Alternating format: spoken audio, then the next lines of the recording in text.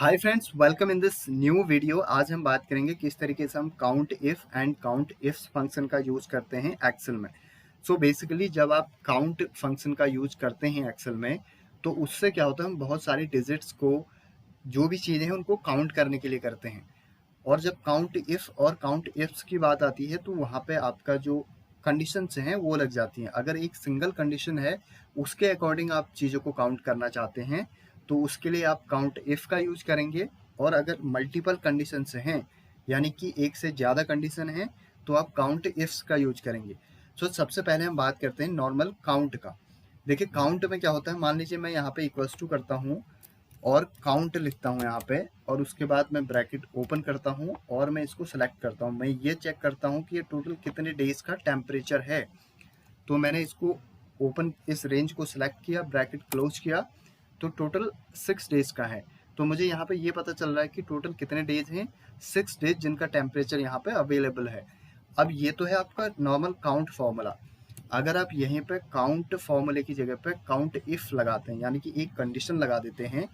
Condition ये है कि आपने जो टेम्परेचर है यहाँ पे सेल्सियस में, उसमें ये देखना है कि कितने दिन टेम्परेचर 30 डिग्री सेल्सियस से अबव था। यानी कि इन सारे डेज में कितने दिन 30 डेज से अबव था, उनका काउंट आपको चाहिए। तो उसके लिए आप क्या करेंगे, काउंट इफ लगाएंगे, क्योंकि एक कंडीशन आ चुकी है। तो मैं क्या करूंगा, इक्वल्स टू काउंट इफ, और उसके बाद ब्रैकेट ओपन करूंगा, नीचे लिखा हुआ है रेंज। किस रेंज में आपने पता करना है, टेम्परेचर वाले में। इसको मैं सेलेक्ट करूंगा और उसके बाद क्राइटेरिया। क्राइटेरिया क्या होगा आपका, क्राइटेरिया क्या आपने चेक करना है, आपने चेक करना है 30 से अबव जो टेम्परेचर था वो। तो उसके लिए मैं क्या करूंगा, inverted comma, greater than 30, inverted comma, bracket close and enter.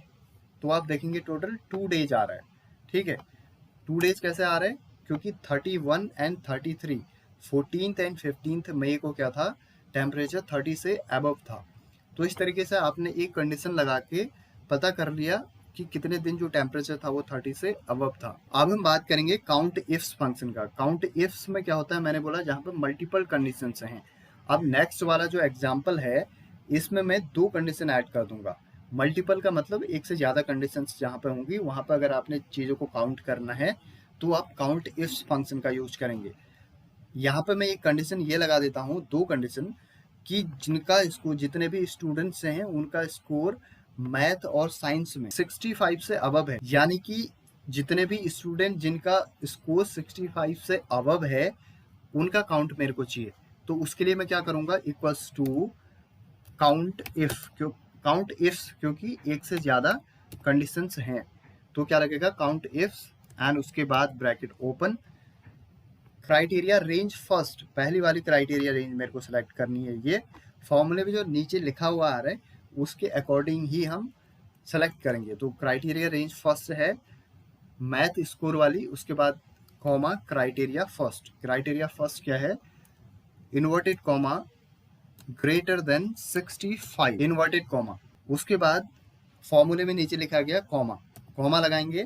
Criteria range 2, criteria range 2 क्या है, इसमें साइंस स्कोर, साइंस स्कोर मैंने सेलेक्ट किया। और उसके बाद मैं क्या करूंगा, क्राइटेरिया 2, क्राइटेरिया 2 भी सेम यही है, 65 से अबव ही हमने चेक करना है।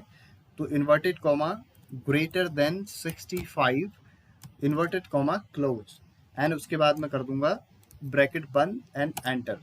एंटर प्रेस करूंगा तो टोटल 4 शो हो रहा है।